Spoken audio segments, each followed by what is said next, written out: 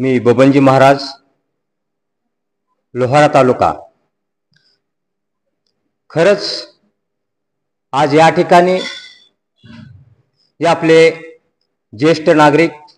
संघटनेचे अध्यक्ष महादेवजी महाराज अडसूळ, त्याचबरोबर या सामाजिक न्याय व विशेष सहाय्य विभागामध्ये जिल्हा पातळीवरती किंवा ज्यांच्याकडे काही वेगवेगळ्या जबाबदाऱ्या आहेत त्या अनुषंगाने या ठिकाणी ज्येष्ठांच्यासाठी सध्याच्या काळात आधार देणे म्हणून किंवा शासकीय योजना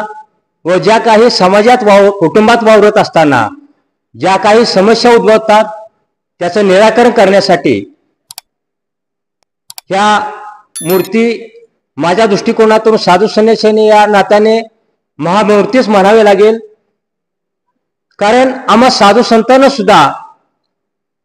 ज्येष्ठ नागरिकांना जे काही समाजात कुटुंबात वावरत असताना ज्या उपेक्षा किंवा ज्या काही हालापेष्टा सोसाव्या लागतात त्या तर आपण पावलोपावली पदोपदी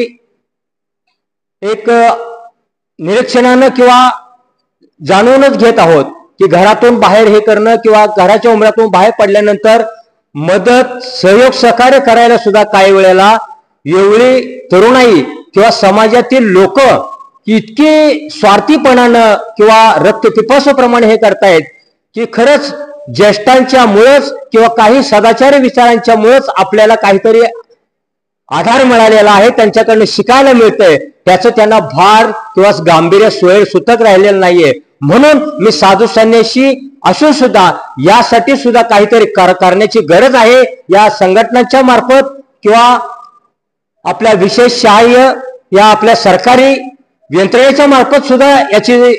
एक दखल घ्यावी लागते। ही एक चिंतनीय बाब आहे आणि यासाठी आपण सर्वजण पुढे येऊन वेळ प्रसंगी त्या तरुणाईला लाजवेल असा क्रांतिकारक लढा तर उभारायला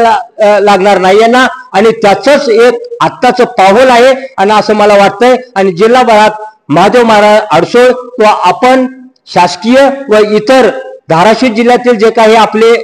ज्येष्ठ नागरिक आलेले आहेत, या ठिकाणी बांधव भगिनी आहेत, तर त्यांच्या मार्फत नक्कीच पुढील काळात आपल्या ज्या काही समस्या आहेत घरात कुटुंबात समाजात किंवा शासकीय योजना याचं नक्कीच आपण एक मार्गक्रमित करून व त्याचं अनुकरण करून आपण इतरांनाही या ठिकाणी एक मार्गक्रमित करून घेण्यासाठी एक जास्तीत जास्त यावं एक साधू संन्यासी नात्याने आवाहन करतो आणि आपण नक्कीच कराल अशी मी आशा बाळगतो। धन्यवाद।